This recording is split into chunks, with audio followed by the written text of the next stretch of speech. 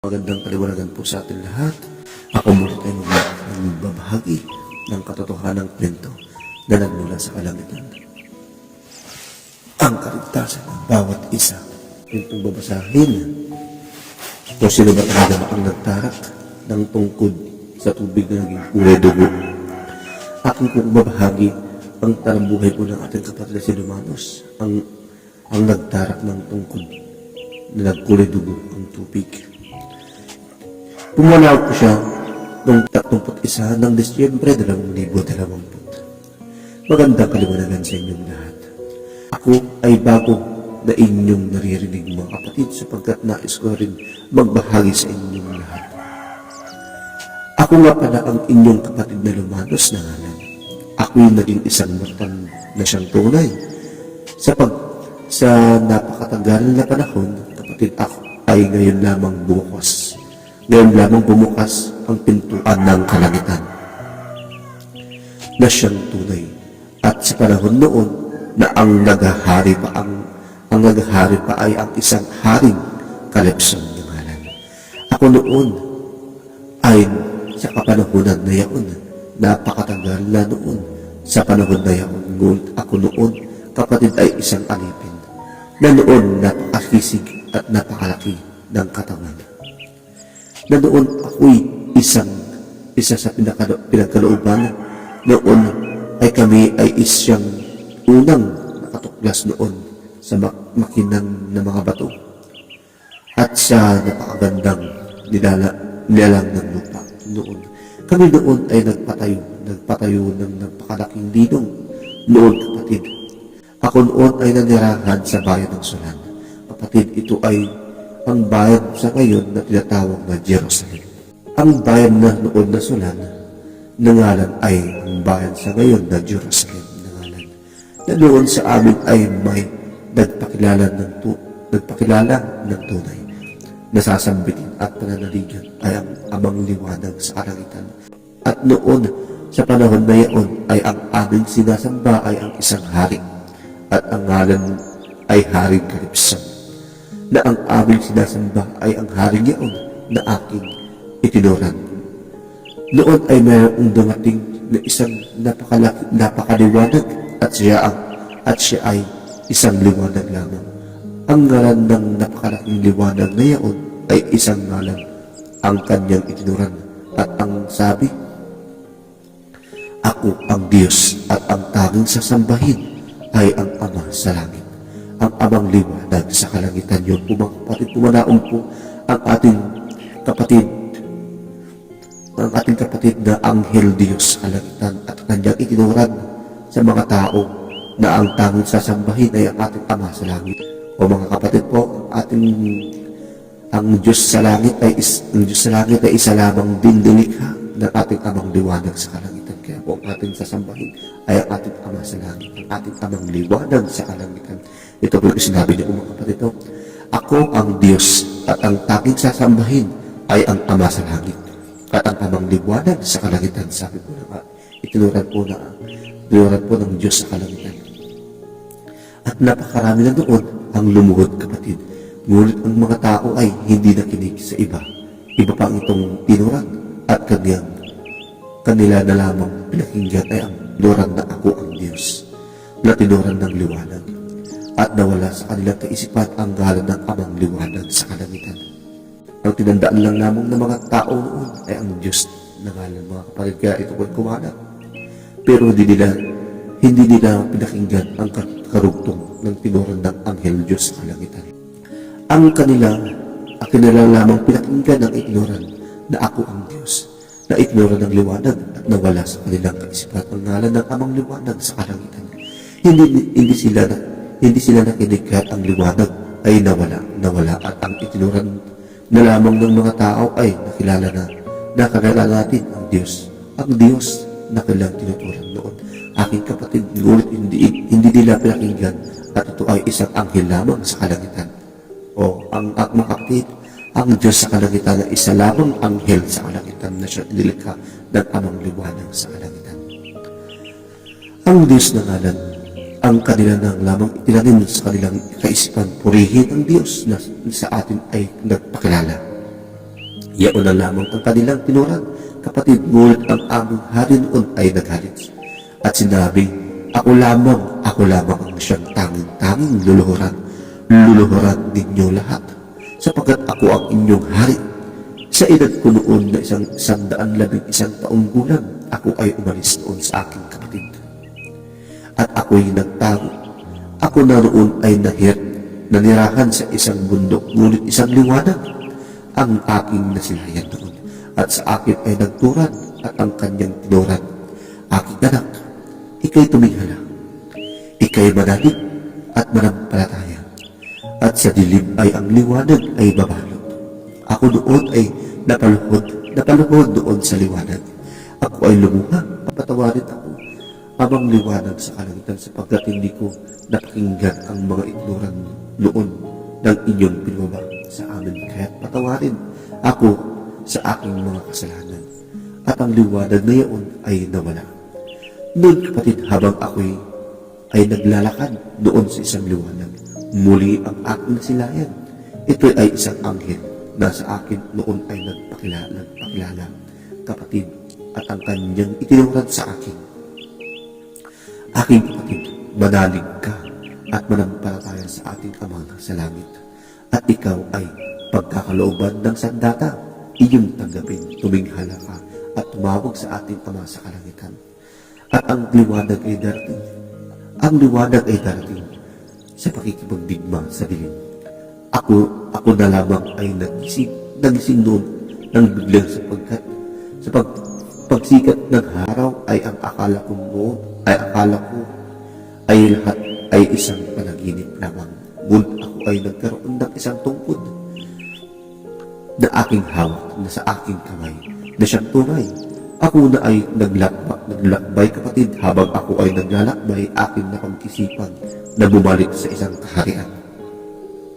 At ang tungkod ko na yaon ay isang naging sandata, sapagkat noon ay marami ang naging alipin, at marami alipin ang doon sa aking nasilayan. Na doon ay nasilayan ko ang lahat ng kanilang mga pagpapahirap sa mga alipin. Napakarami ng mga alipin, aking hinanap ang haring at sinabi, nasaan ang hari? Nasaan ang hari? Ang aking itinuran noon, at ako'y pinapasok noon, na noon ay yaon ang hari, na ang haring yaon ay itinuran at itinuring ang kanyang sarili, na noon na siya lamang ang tanging nilang luluhuran, ang nagngangalang haring Calypso. Ngunit ako ay lumapit, kapatid, na noon ako'y pinaluhod bilang paggalang sa kanya. Ngunit ako ay hindi lumuhod, aking kapatid. At ang tinuran ko sa aking, ikaw ay lumuhod. Ikaw ay lumuhod sa ating Diyos, na ito ay itinuran sa akin ng isang kawal noon, kapatid. Ngunit ako ay hindi lumuhod. At ang aking itinuran sa kanila, ang tanging luluhuran, ko lamang ay ang liwanag sa kalangitan, ang amang liwanag sa kalangitan. Ang hari ay napatayo, kapatid, at sinabi, sino ka? Isang nakawawa? At ano ang iyong itinuran? Sino ang iyong tinuturan? At iyon ang kanyang tinuran. Ang Diyos ay isang anghel sa kalangitan. Ang Ama sa kalangitan na kanyang pinabanoon, yun po at mga kapatid.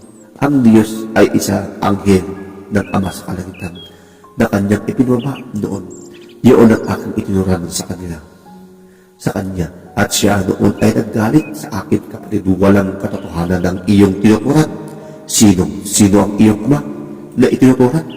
Ako ang tangi lamang luluhuran, sapagkat ako ang Diyos. Yun po, sinabi ko ng haring yaon na kaniyang itinuran noon, kapatid. At ang aking itinuran, kung gayon ay nais ko na palayain mo ang mga alipin na nahihirapan. Ngayon din ang kanya ay aking itinuran. Ang kanyang itinuran, hindi maaari sapagkat sila ay aking alipin. Bakit na aking silang papalayain? Sino ang nagturan sa iyo na ang aking alipin ay palalayain? Aking papalayain. Iyon ang kanyang itinuran. Ang aking Ama sa kalangitan ang nagturan sa akin na palayain mo ang mga alipin. na aking itinuran sa kanya. Hindi maaari, hindi maaari. Bakit mo pakikinggan ang iyong ama? Ang iyong ama, sino ba? Sino ba ang iyong ama? Iyon ang kanyang tinuran. At ang aking itinuran sa kanya, ang aking ama sa kalangitan ay ang siyang naglikha sa sanlibutan. Iyon ang aking itinuran. Siya noon ay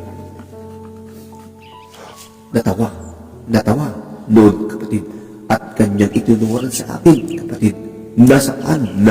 Bakit hindi namin makita? Bakit hindi namin makita? At ang lahat noon, kapatid, ako ay pinagtatawanan. Hindi sila naniwala sa akin. Ang kasama ko noon, kapatid, ang aking kaibigan at isa ron si Silon, na aking kaibigan Silon na ngalan. Siya ay aking kasama. Ang aking kaibigan noon ay pilit namin na sa haring ituturan na maniwala sa amin sapagkat mayroon ang ama sa kalangitan. Sa isang malinis na tubig na noon ay naglilinis ng katawan ang kanilang hari. Ang aking itinuran sa aking kaibigan Silon, manalig ka at manampalataya sa ating ama sa kalangitan at masisilayan ang kanyang banal na kapangyarihan. Itinaas ko noon ang tungkod at aking itinarak sa tubig noon. Ang tubig ay unti-unti na ang tubig na malinis ay naging dugo. Lahat ng tubig ay naging dugo. Na doon sila ay natakot, kapatid, natakot ang mga tao at dali-dali umahon. Ang hari. Kaya naman noon, kapatid, ang liwanag ay aming silayan. At itinuran ko kay Silon, manalig ka sa ating ama sa kalangitan sapagkat nariyan siya upang palayain ang mga alipin. Ngunit ang haring iyon noon ay mayroong di kapangyarihan at ito ay kapangyarihan ng itim. Kapatid, aking kapatid, sa aking harapan noon ay pinahirapan ang mga alipin. Ang ilang daang alipin ito ay pinugutan ng ulo, kapatid, sa aking harapan na aking nasilayan. Kaya naman, ang aking tungkod noon ay aking itinaas at itinurang aking ama sa langit, sa kalangitan. Palayain ang mga alipin at itinarak ko doon sa lupa ang aking tungkod. Kaya naman noon ang lupa ay yumanig, kapatid, ng napakalakas na pagyanig noon. Ang tubig na noon ay naging dugo. At ito ay tatlong araw na ang kulay ng tubig ay kulay dugo. Kaya naman ilang alipin ang napalaya noon, kapatid. Kami noon ay umalis. Ako noon ay pinagkalooban. At kami lamang ay iilang alipin na nakalaya noon. Ang kaharian na iyon ay bumagsak. At ang lahat noon ay nawala. Kami ay naglakbay noon. Ako ay nagkaroon ng kabiyak, kapatid. At kami ay nagkaroon ng mga supling. Iyong bang ang Jonas na ngalan?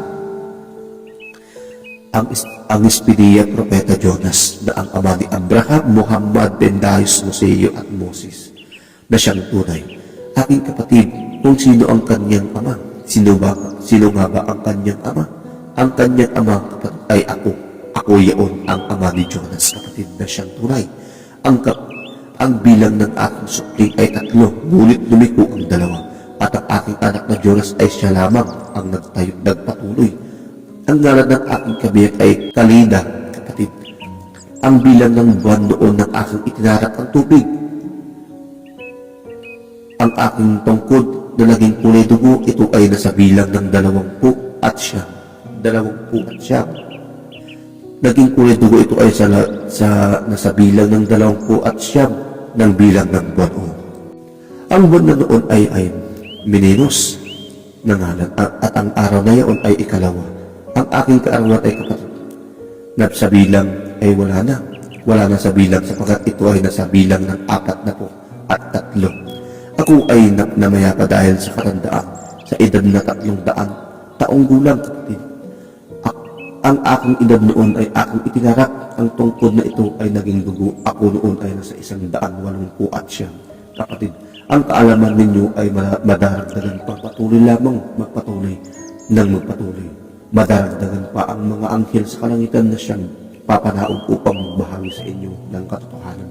Kung kayo ay buong, maraming salamat po. Yun po yung itinuran po ng ating kapatid na si Lumanos na ngalan. Siya po yung ng tungkod sa tubig na naging ulay dugo. Mga kapatid, tingnan mo, ang haba po ng mga ang haba po ng mga buwan noong araw, mga kapatid, sapagkat ang katotohanan bilang ng buwan noon, mga kapatid, ay 78 months bago mag-isang taon. At ang bilang naman ng buwan, ng isang buwan noon, kapatid, ay 100 days bago matapos ang isang buwan. At ang isang linggo, mga kapatid, ay 20 days, mga kapatid. Yun po, mga kapatid. Maraming salamat po.